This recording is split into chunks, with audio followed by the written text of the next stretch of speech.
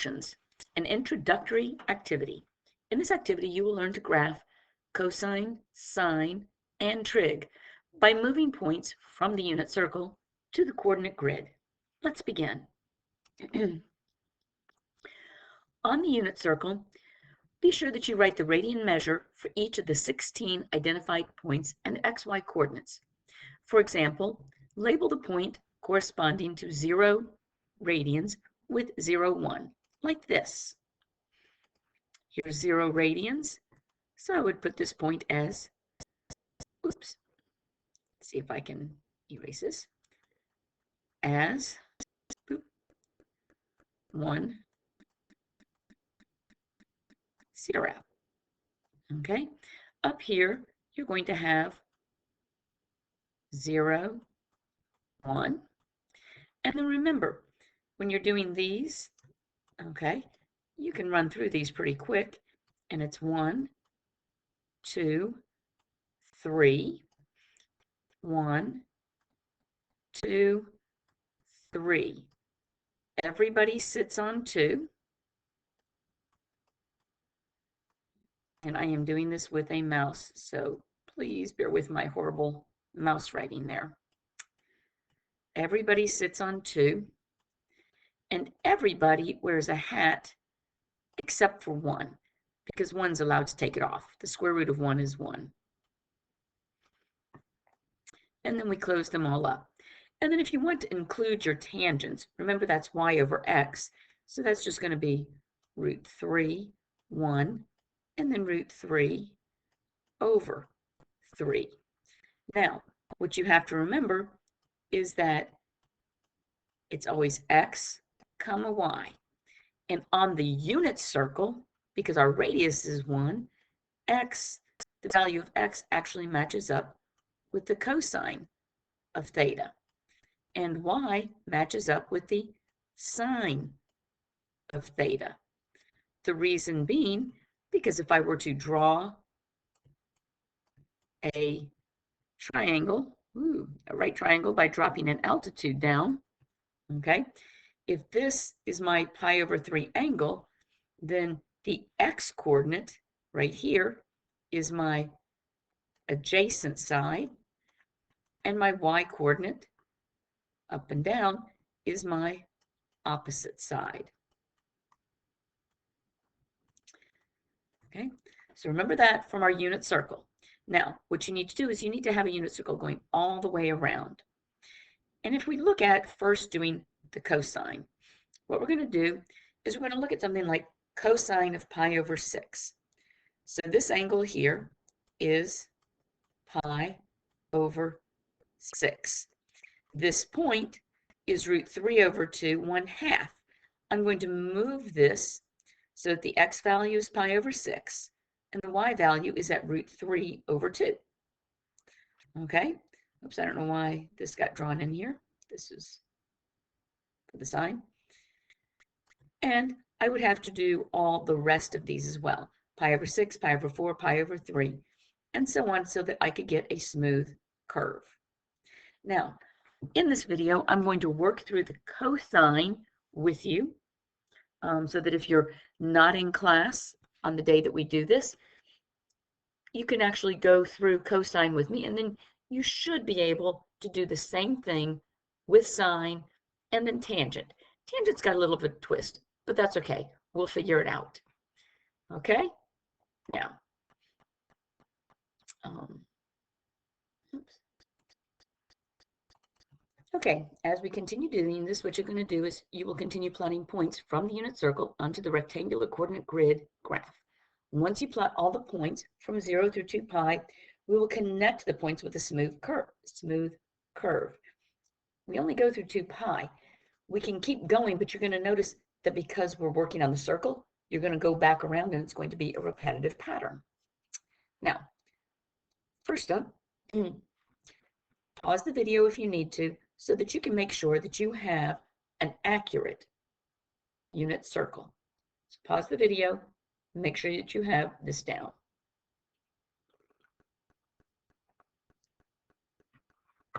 Ready to go? Now, here's our cosine. And this looks like the paper that you have.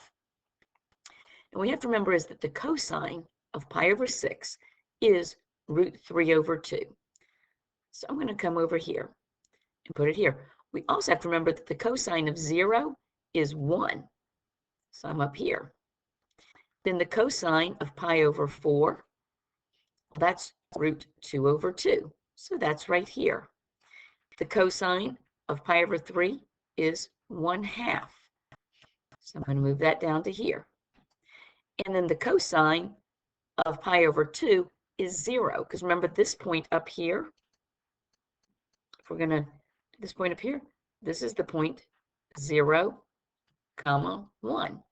So therefore, since x corresponds with the cosine, this value is 0. And I plot my point there. Again, all I did was I took the angle value, the pi over 6, the pi over 4, the pi over 3, and in this case, it's the x-coordinate of the point is the trig function. Continuing on the next part, remember that 2 pi over 3, the cosine here is going to be the same thing as the cosine of pi over 3, but it's negative. So instead of being positive 1/2, it will be negative 1/2. 3 pi over 4 will just be pi over negative 2 root 2 over 2.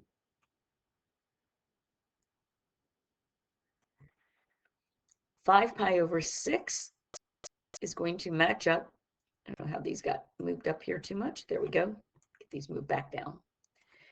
Is going to match up with the pi over 6 here, except that 5 pi over 6 is in the second quadrant. It's a quadrant 2 angle, so cosine is negative.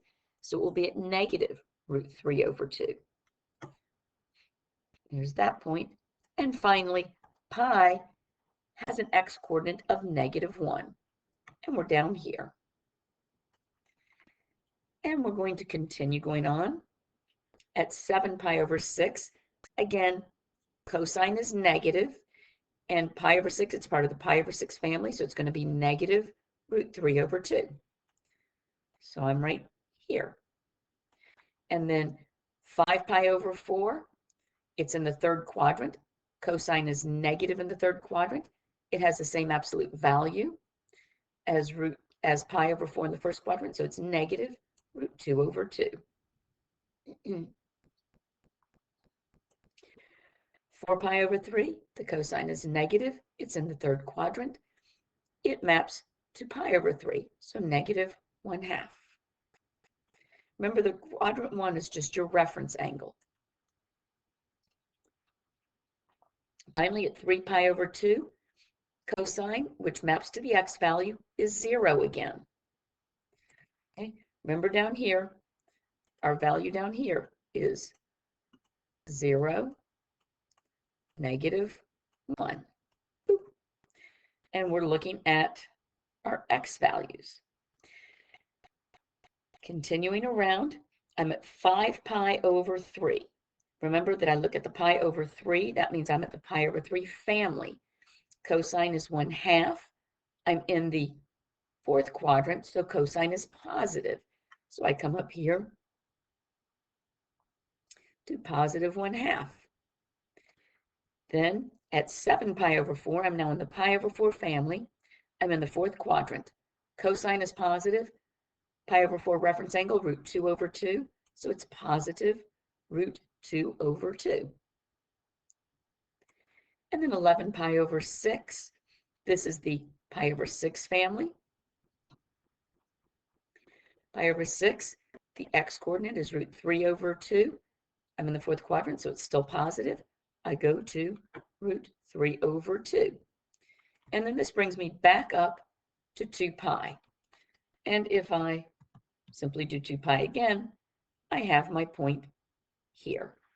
Now to draw my smooth curve, I just grab a pen or pencil and I draw the curve going through these points.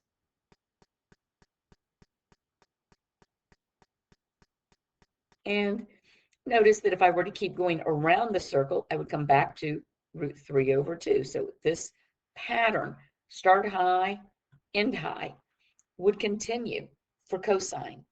This is one full cycle of the cosine curve. Now, what you need to do is do the same thing with sine. Okay? Remember, sine, you've got to look at your xy's. You've got your pi over 6. You've got your pi over 4. And then you've got your pi over 3. You also have 1/2 root 2 over 2 root 3 over 2, 1/2 root 2 over 2, and root 3 over 2. Here you've got 0, pi over 2, and this point up here is 0, 1, and down here is 1, 0. Now, when we do this, remember that sine goes with the y value. So at 0, the y value is 0.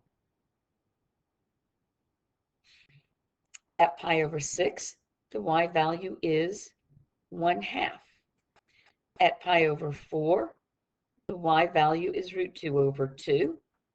At pi over 3, we're at root 3 over 2. And at pi over 2, we go all the way up to 1. At this point, you're going to continue moving each one of these points and create your sine curve.